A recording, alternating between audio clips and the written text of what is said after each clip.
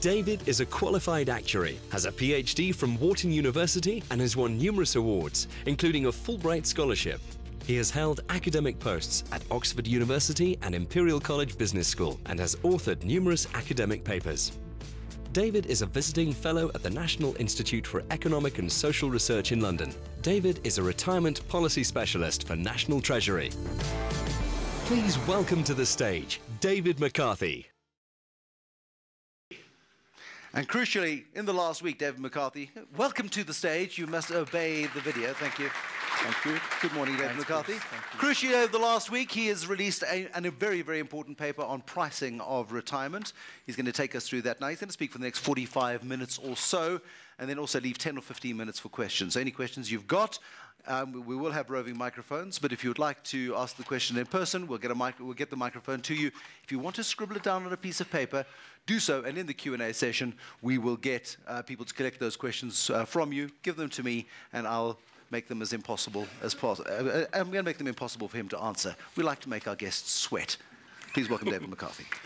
Thank you very much. Thanks very much, Bruce, and thank you for the introduction. Just one correction. I didn't release the paper. The paper was released by the minister. Anyway. So yeah, we did release the paper. This presentation is exactly the presentation that was given to the media, and in fact it's on the website, on the Treasury website, underneath the link to the paper itself. As a background, this charges paper is the fifth and last in a series of discussion papers. The intention of the discussion papers is to try and promote household savings, as well as reform the retirement industry.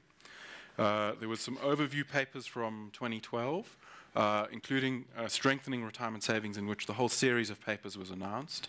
And then there was, in the 2013 budget, we formalized some of those initial suggestions into draft proposals for further consultation. And there was a consultation period which closed a few months ago. The other papers were firstly on the annuities market, which we called Enabling a Better Income in Retirement. There was a paper on a very difficult but very important issue called preservation, and that one was called Preservation, Portability and Uniform Access to Retirement Savings. There was a paper on what we do when provident funds look a lot more like pension funds and people can't just access the money when they want. Then we need to think about what people do for more short and medium term savings needs. So there was a paper on that.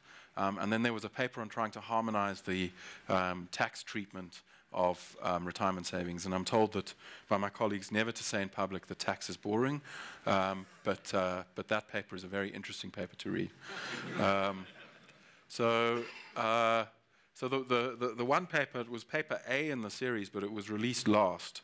And part of the reason was because it was very difficult paper to write for many reasons, and it took a long time, and it's the longest paper by double, I think. And that was, it was listed first because it was the most significant, but also released last, and it was only released last week. Now, it's important to note that in the 2013 budget, the minister released a set of retirement reform proposals, and some of those have already entered the legislative process, particularly the tax proposals. And so we released a draft bill of the Tax Laws Amendment Bill on the 3rd of July. And so you can read the harmonization and tax proposals in there if you're very interested. Now, why is Treasury so concerned about charges? Well, the next slide, there we go, sorry, it's just a bit slow.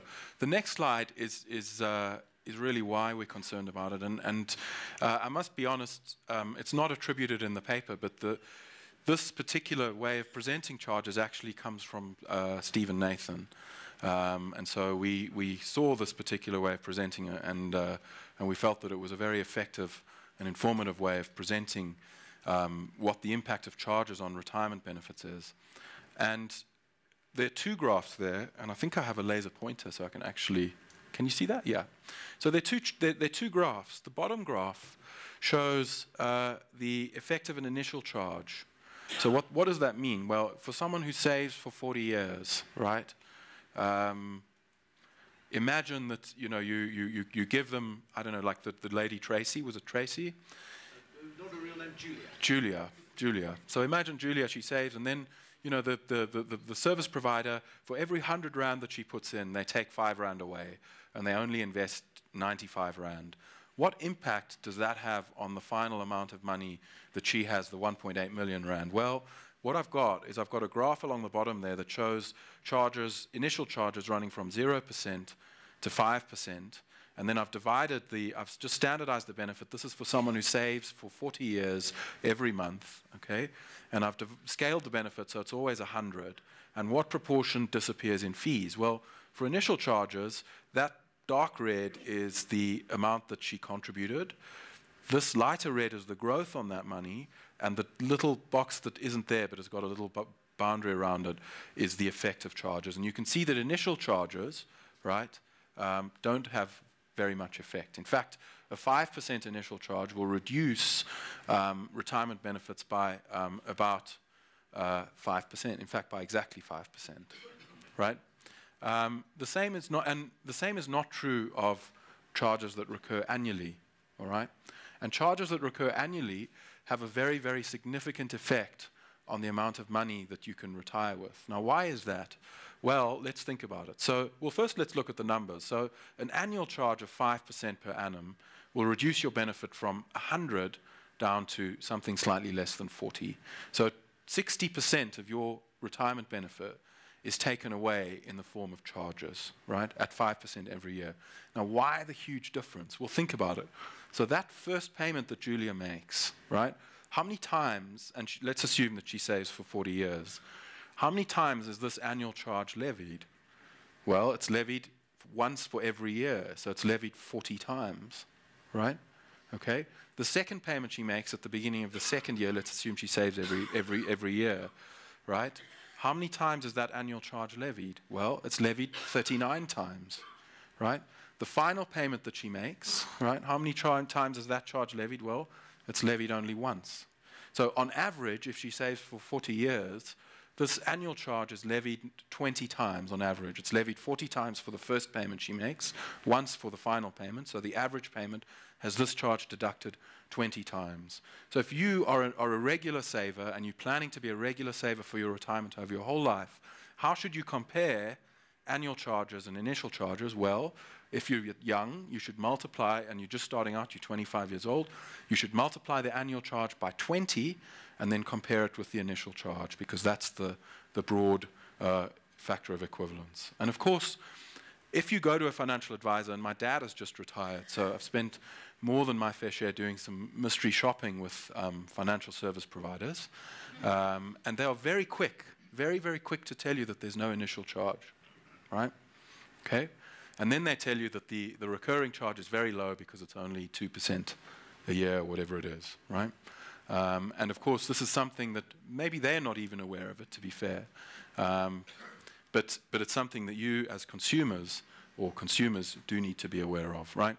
So what is the impact of charges? Well, if you can reduce your charges from 3.5% per annum, 3.5% per annum is around what a very expensive retirement annuity in South Africa will cost you, right? To 0.5% per annum, and that is roughly what the best non-commercial occupational fund that we were able to find will offer you, other than the GEPF, okay?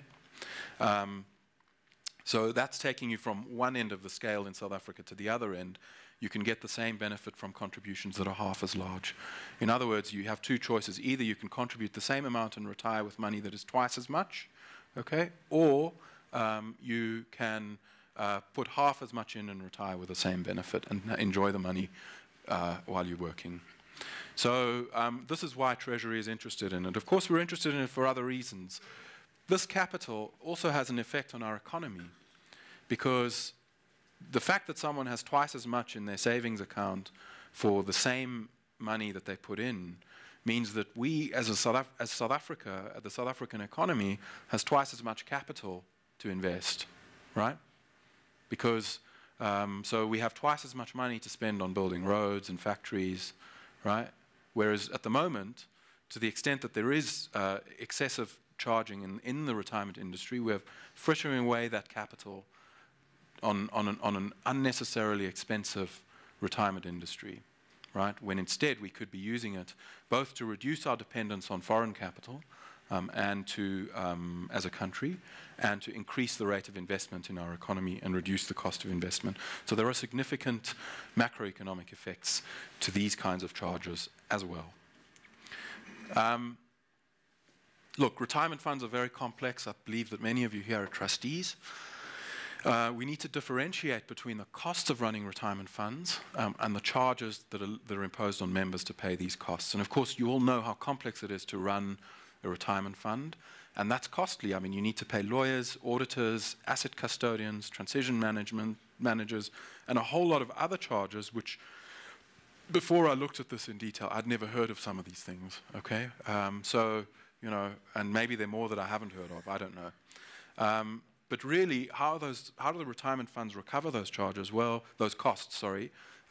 They need to charge either members or their employers, and usually what happens is that one of those two groups of people or two groups of institutions will pay charges out of their contributions, or the fund will sell fund assets and use those assets to meet the cost of running the fund, and those we've called charges, right? And of course, charges are necessary. Why? Because costs are necessary. Why? Because funds need to be run, and they need to be run well, all right?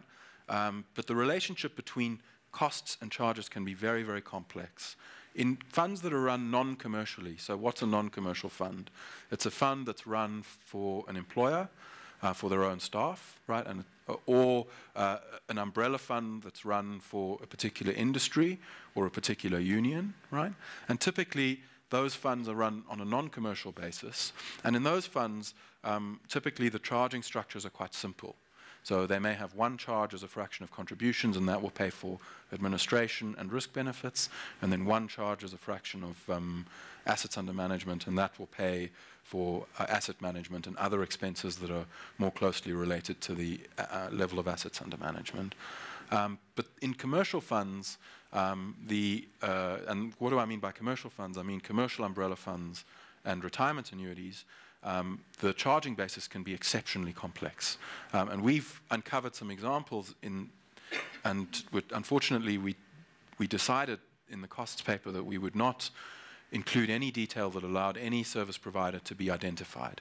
And unfortunately, these charging structures are often so complex that it's very easy, if you just write down the charging structure, it's very easy to identify which service provider you're talking about.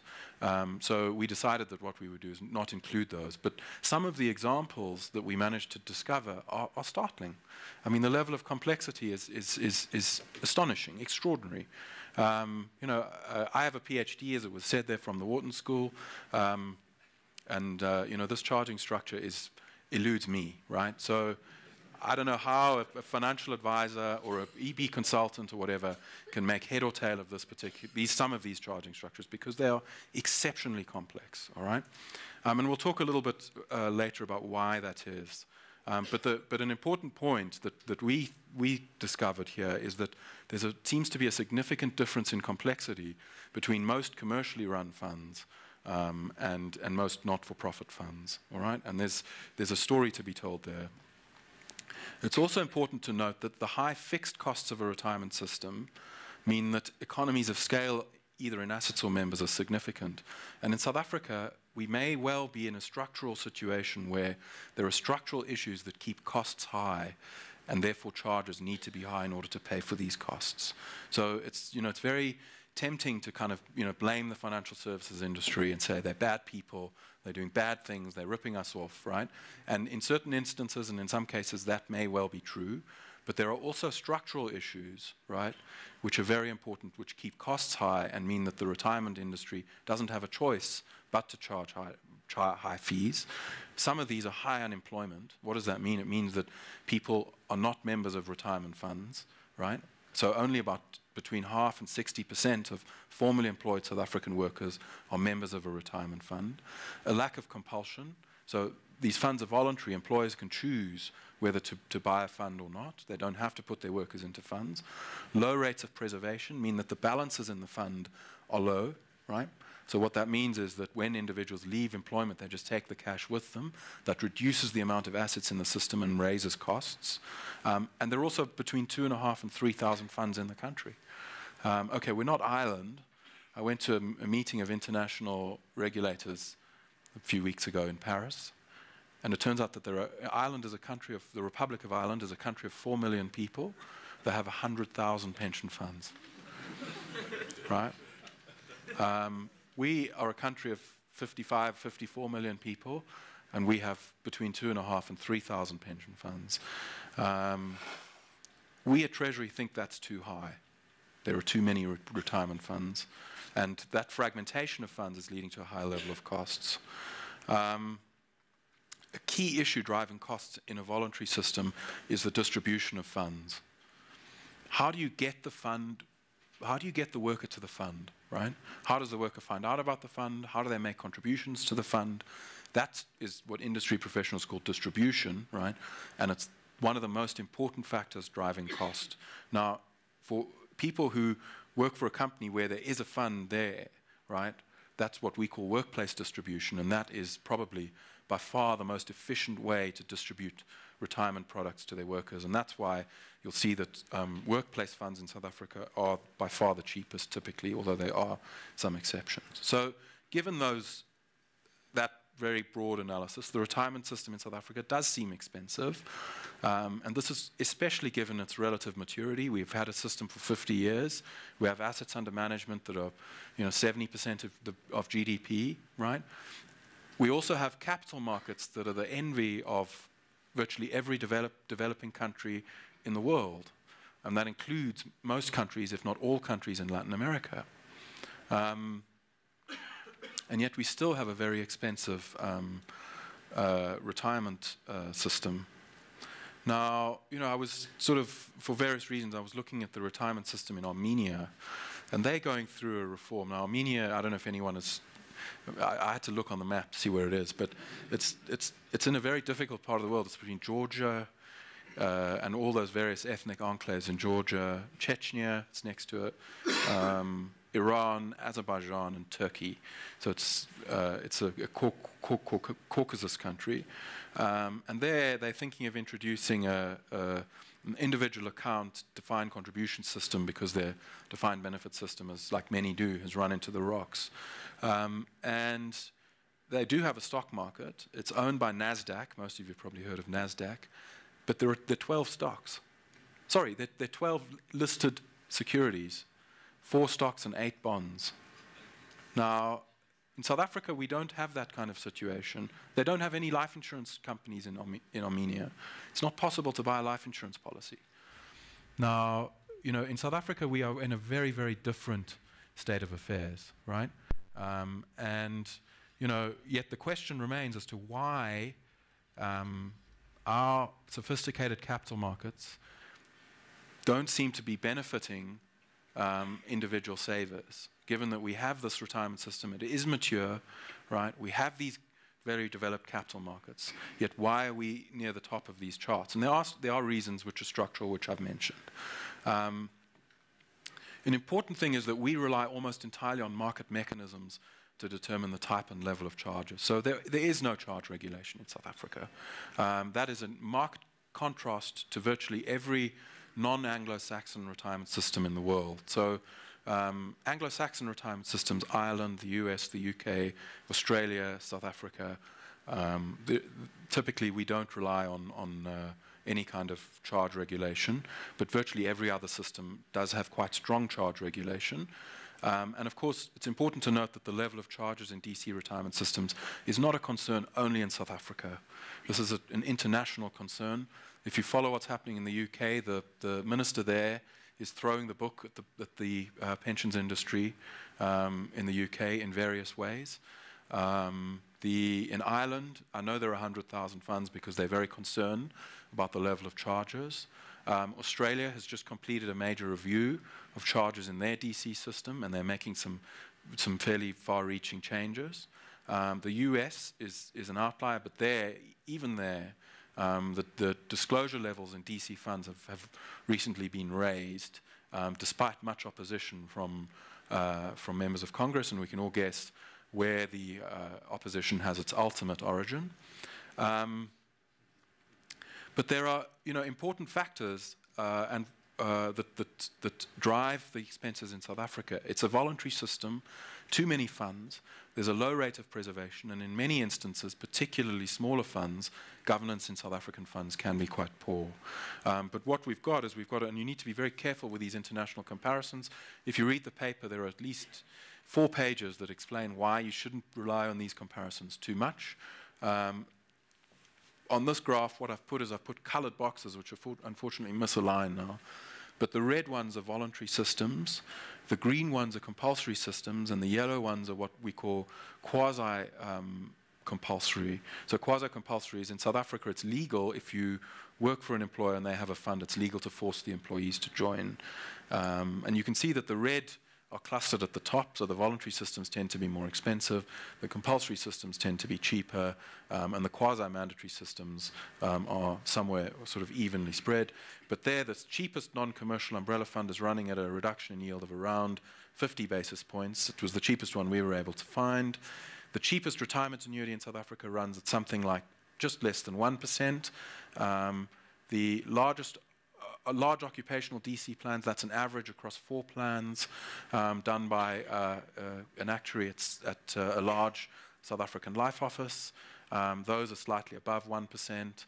A commercial umbrella fund, that was an analysis of one particular commercial umbrella fund and various other funds, so it's an average of 2 different studies. So none of these numbers are Treasury numbers. They all reported from other sources except that number. That's the average of 4 new generation retirement annuities in South Africa. So the cheapest one is that one, and you can see the average is that, so that means that 3 others are over there somewhere, okay? And then these are old generation retirement annuities reported by other people.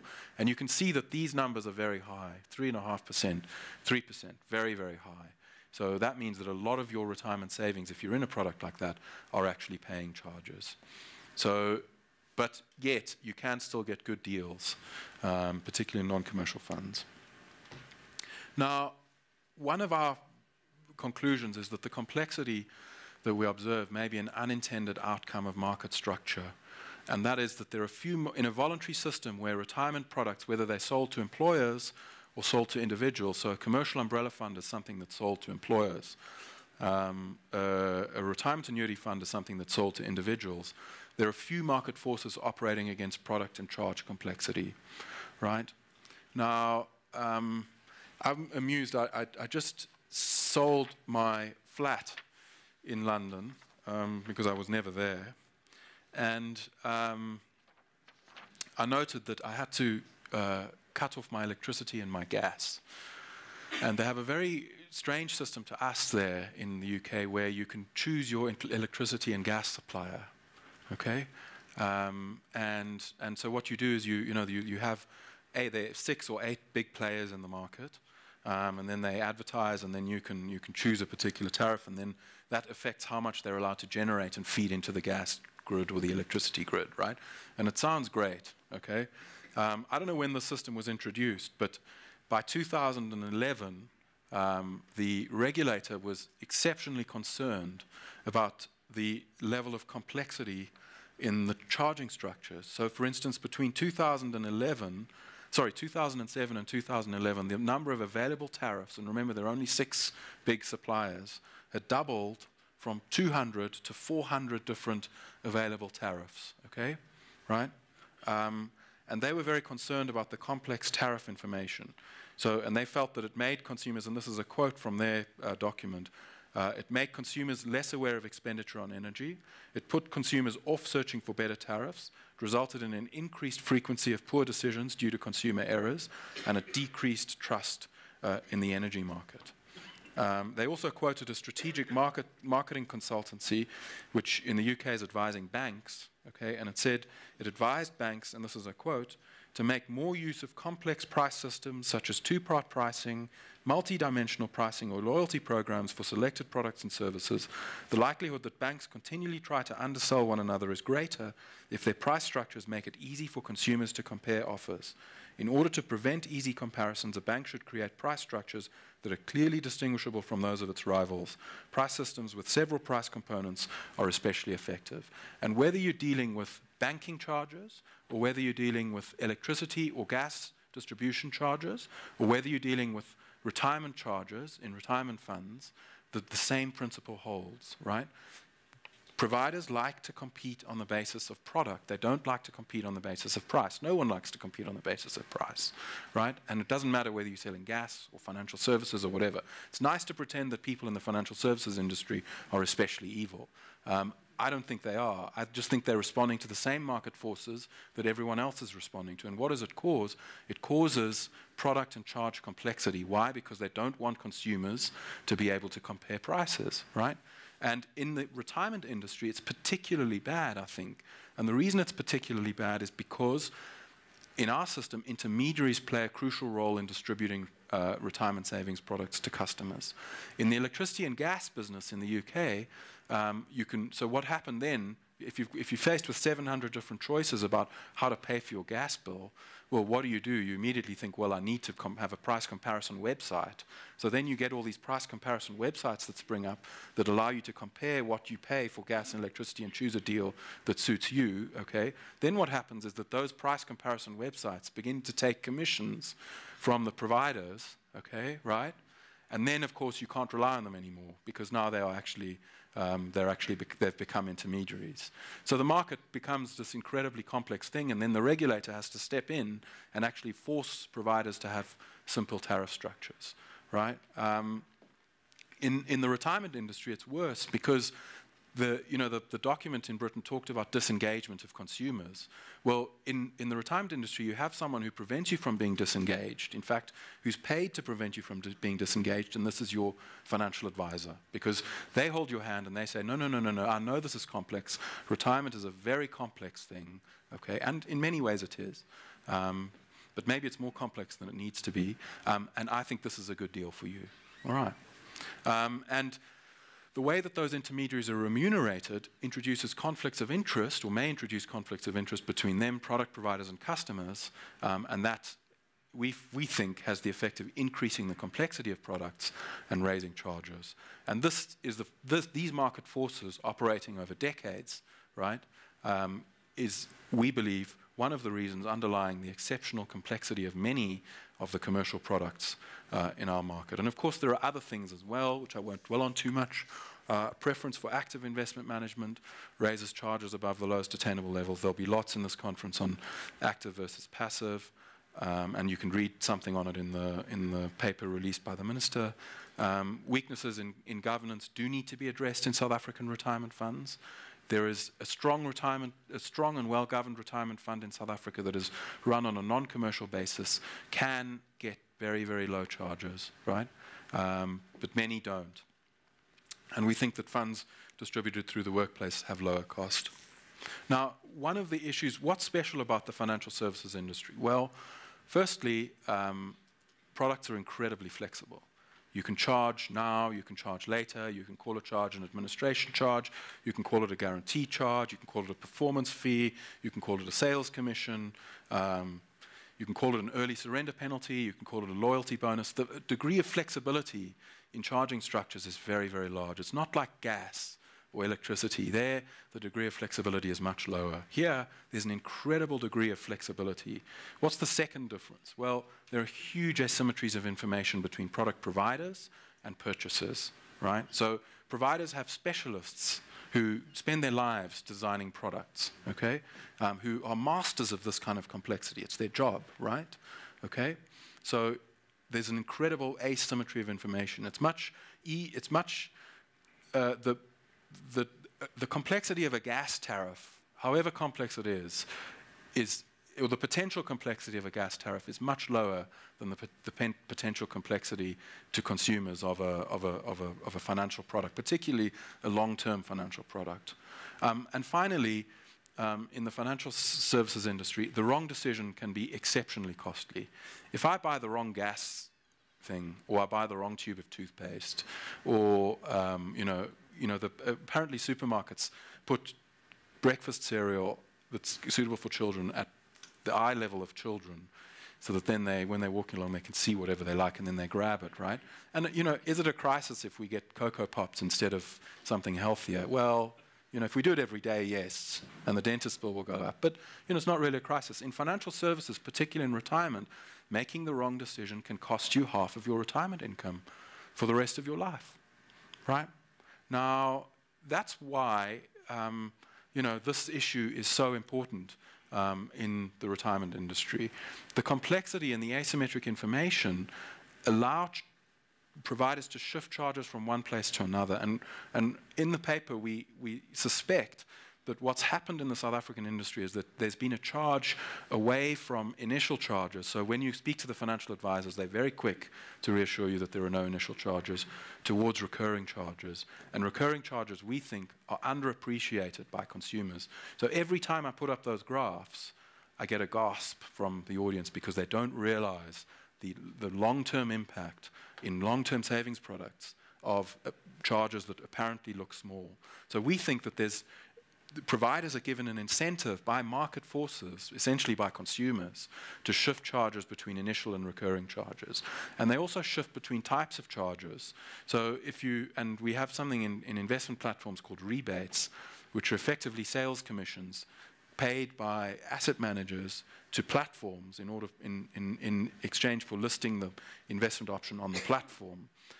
These effectively have disguise administration fees and sales commissions as asset management fees, and everybody wants to pay more for asset management because they think that the more you pay, the more you get.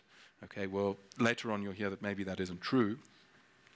You can disguise asset management fees as performance fees simply by choosing a very low hurdle, and we have some examples in the paper of companies, that very well-known South African companies that appear to be doing that.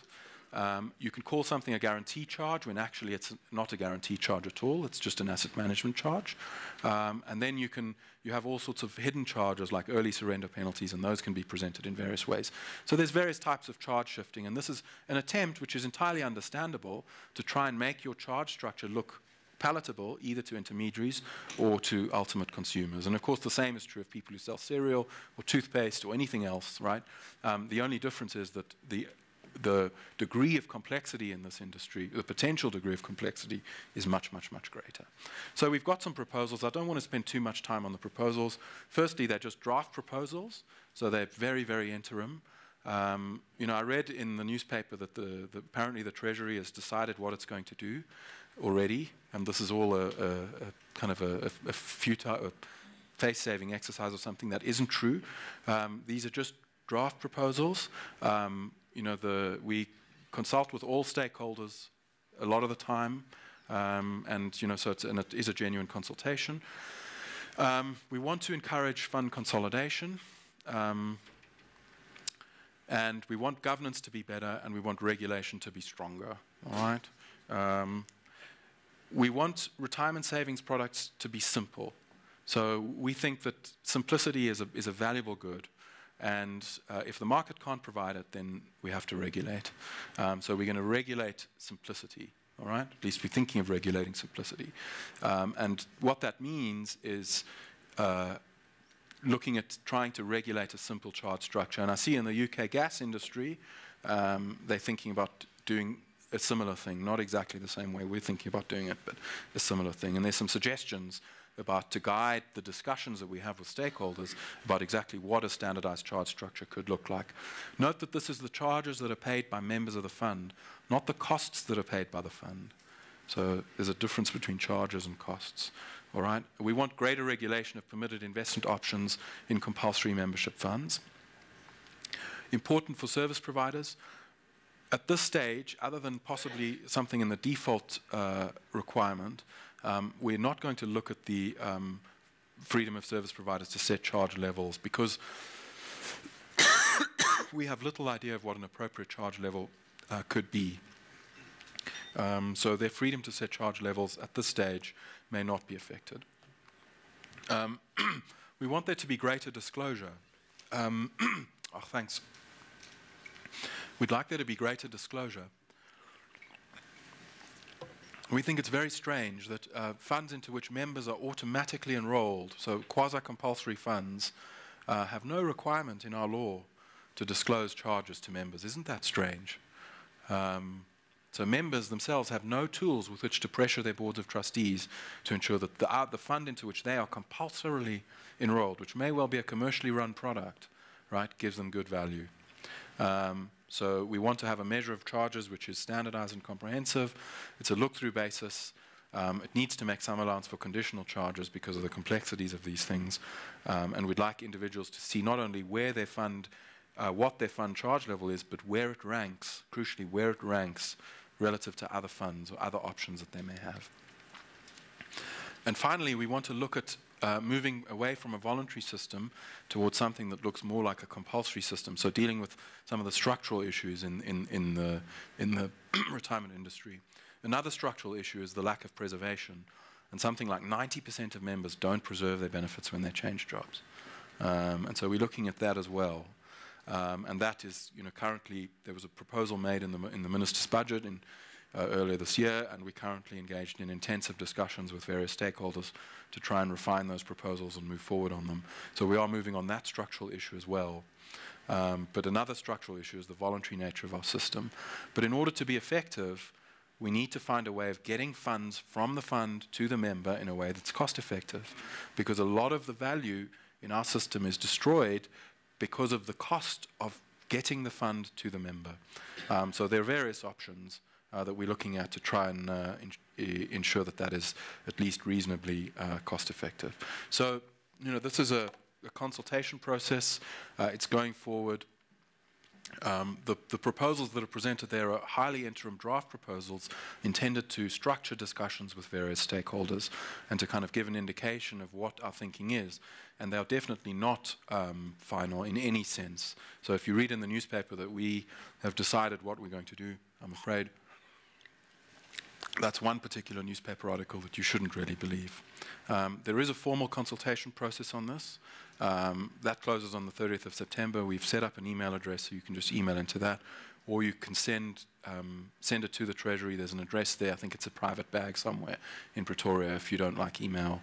And then following this, we'll develop firmer policy proposals, and that will lead to draft legislation, we hope, which will, we hope again, enter the parliamentary process next year. So I see I've gone very quickly, so I have a few minutes left for questions.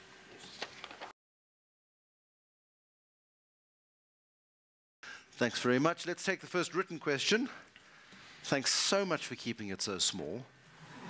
I found myself doing that for the first time the other day. You go, oh dear, it's over.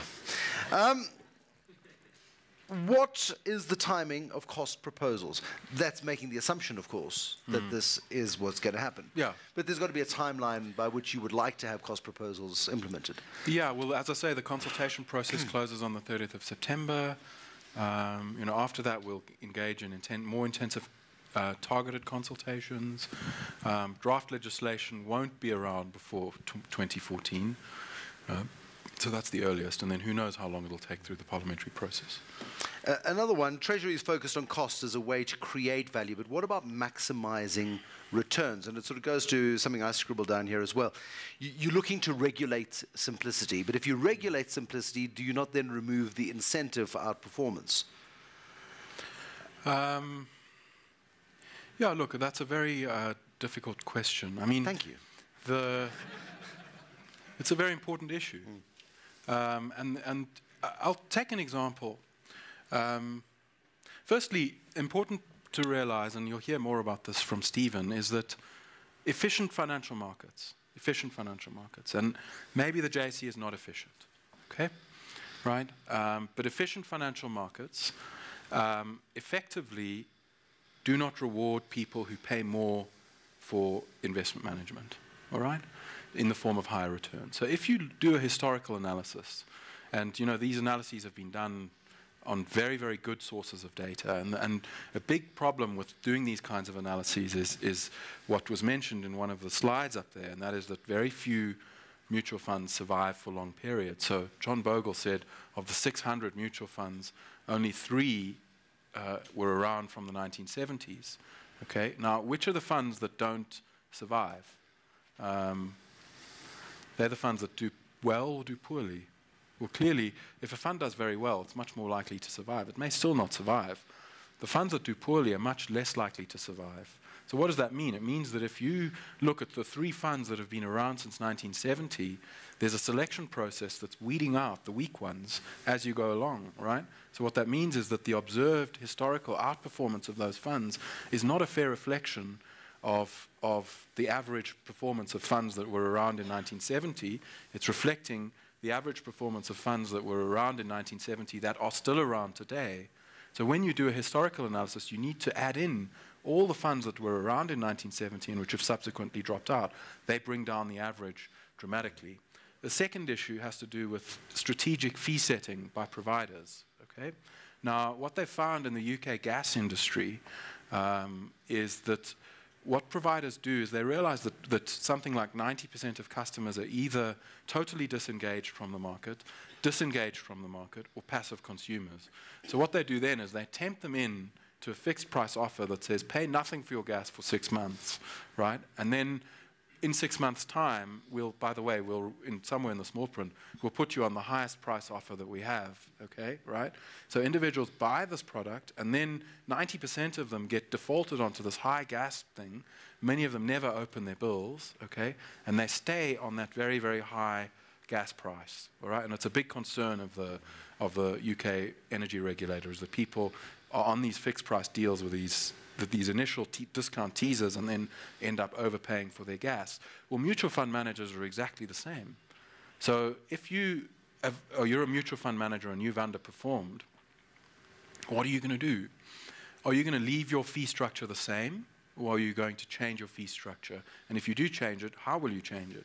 Well, what seems to happen is that mutual fund managers in America that have underperformed raise their charges. Why do they raise their charges? Well, because they know that people who are sensitive to underperformance disappear, right? So they've disappeared. So who are the people who are left? They're the people like me who never open their bills, okay, right? And so what happens? Well, they've effectively got a trapped group of people, right, who are disengaged, and therefore they can gouge, right? So what they do is they raise their charges. So if you look at the relationship at any point between charges and performance, what you'll find is that funds that charge more have historically underperformed, not overperformed. So this idea that you somehow pay for performance, that it's a market like the market in Ferraris or the market in, I don't know, some other car, is not borne out by data, all right? So the data seems to indicate that funds that charge less do better, right? And that's before fees, not after fees. So once you adjust for the impact of fees, it becomes even more extreme. So this idea of paying for performance is a very strange idea. There's one other point that I'd like to make, given that I have 3 minutes left. No, you have more than that. And that is about what's happened in America with the role of passive investing. So there's a great paper written by a guy called Kenneth French, who's not quite as famous as John Bogle, but nearly. And he was president of the American Finance Association in 2008. And the American Finance Association is the trade union for American academics, university academics who study the field of finance. Okay, and I would recommend that people read this document. It's very accessible. But what he does is he charts how much Americans pay for asset management, all right? And he does it historically, and he divides it by the type of fund, okay? And what he finds is that, back in the day, in the 70s, everybody paid 1% for active management. And then what happened was people, because of efforts by people like John Bogle, people began to realize that passive funds were quite a good deal in many cases. And so a lot of institutional money, so big, particularly defined benefit funds in the public sector in America, moved over to passive investing, all right? So these are state and municipal funds and, one of the large federal funds. And then private sector funds followed, both on the DB side and on the DC side, all right? So now in America, roughly a third of, I think, if my memory serves me correctly, roughly a third of defined contribution private sector funds are invested passively, 2/3 actively. About 50% of public sector funds are invested passively, right? But the strange thing that he found was that investors, on average, are still paying exactly what they paid in 1970 for asset management. So what's happened? Well, there's been a rise of a very expensive investment vehicle called a hedge fund. Okay, so what's happened is that a large fraction of pension money and both public and private is now invested passively at very low cost. So in America, you can get a passive fund as a retail investor for 10 basis points.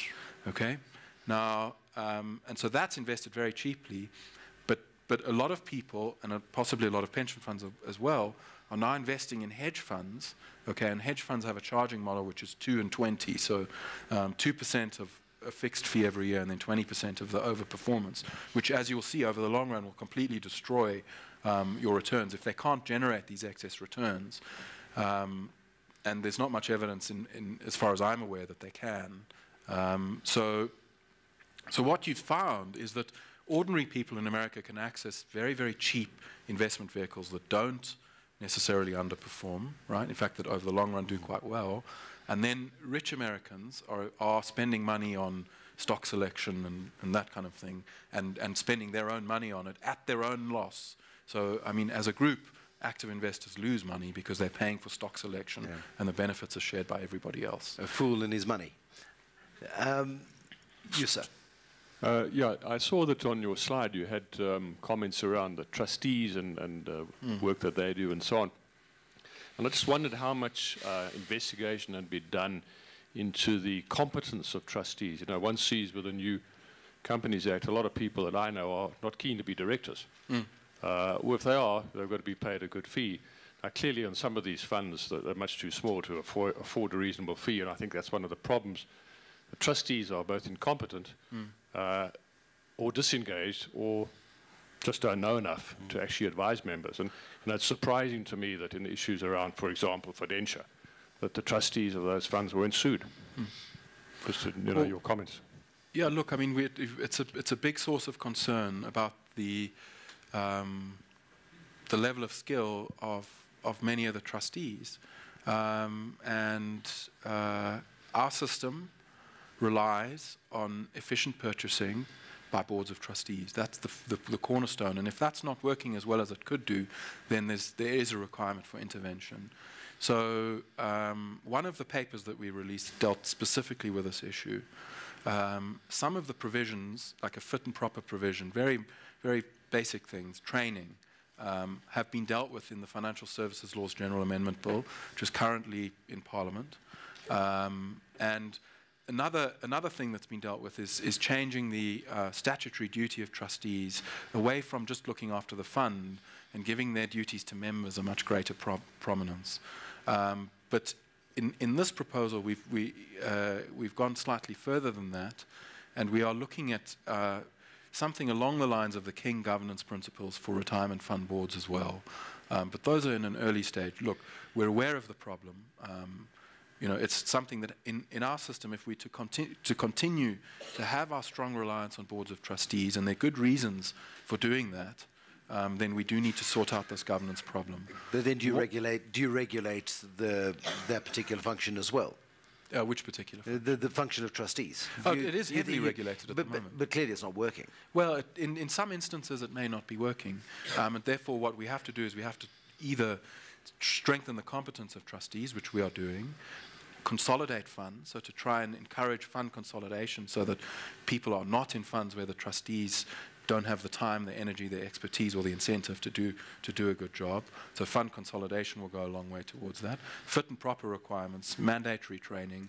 We're making PF 130 enforceable, but it has to be redrafted before that happens. So we're aware of the problem, and we're attacking it from a number of different fronts. But there's, as it suggests, a disincentive for the right kind of people to be the trustees. Yes, and you know, if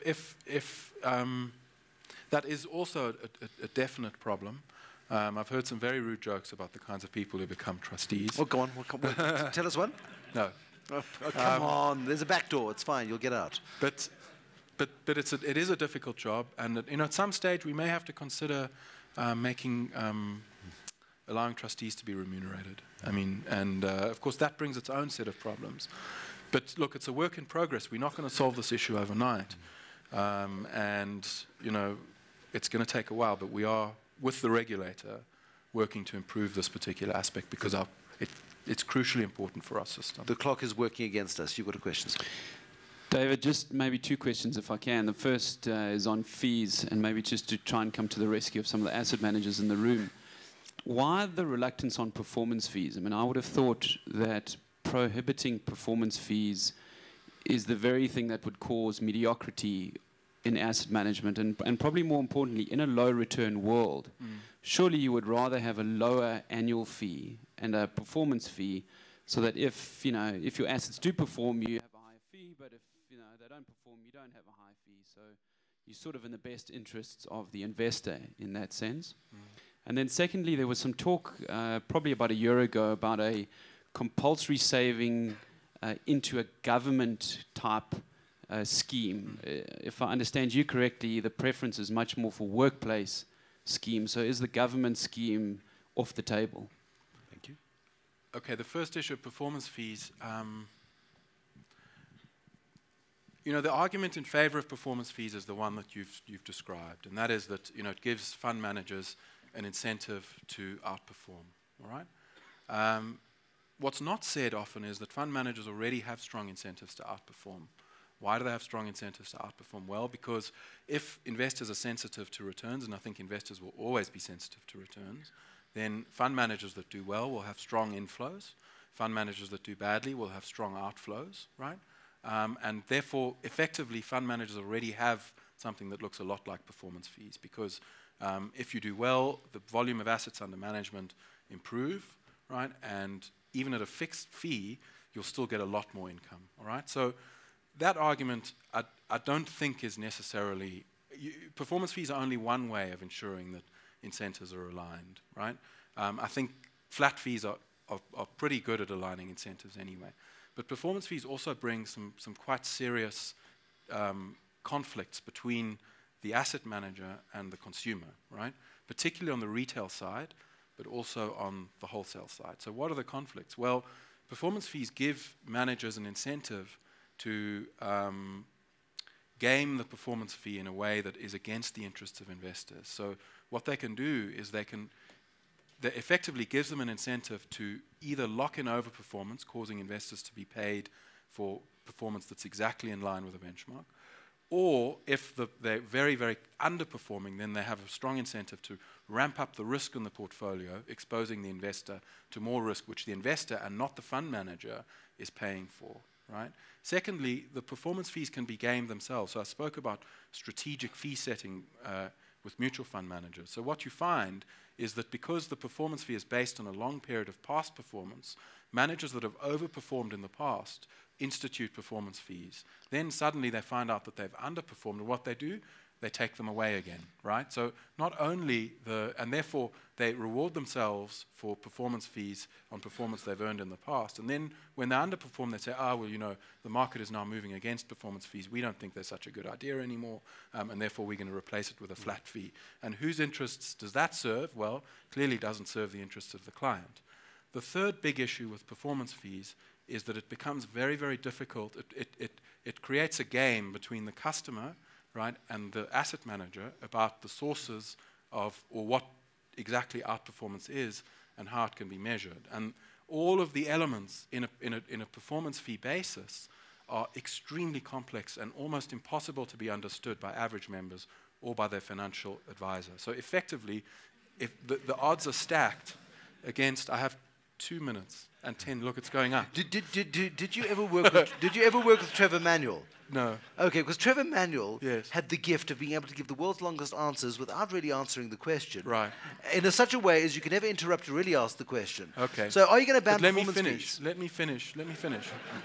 So performance fees effectively create, and this is particularly severe at the retail level. Trustees can afford to buy other sets of consultants who can then advise them on whether the performance fees are fair or not and whether they've been correctly calculated. Individual investors, retail investors, have no such ability, but it creates a game between the asset managers and the customers that the asset managers are almost guaranteed to win. But I would say the strongest argument against performance fees is that they don't actually increase performance. So if you look at fees that have performance fees and fees that don't, allowing for strategic fee setting by managers, you find that there's no difference in performance. Yes or no answer, will you regulate performance fees? Is that on the table? It's one of the proposals, one of the draft, interim, highly speculative set of proposals that's there, so it's up for discussion. And then the other question was mandatory state funds. Yeah. There was a suggestion in what you said. You said non-commercial funds can keep costs low. We have to explore ways in which we can get a much greater proportion of our population in the system itself, right? One of the options on the table is what's called the National Social Security Fund. Okay, that's a comprehensive part of a comprehensive social security reform. That reform will take 10 to 15 years to implement at the least, sorry. It's a very, very complex, very difficult reform. These types of reforms are much less ambitious, okay? They are more gradual, and they recognize that whatever the system for low-income workers in South Africa, there will still be an important private retirement industry, and it will still need to serve the needs of its customers and the country in a cost-effective and efficient manner. And therefore, these regulations are intended, or these proposals are intended to be consistent with whatever proposal is adopted as part of the National Social Security Reform. One of those options is a National Social Security Fund. The Minister's just sent an SMS. You need it in Pretoria. David McCarthy, thank you very much. Thank you very much.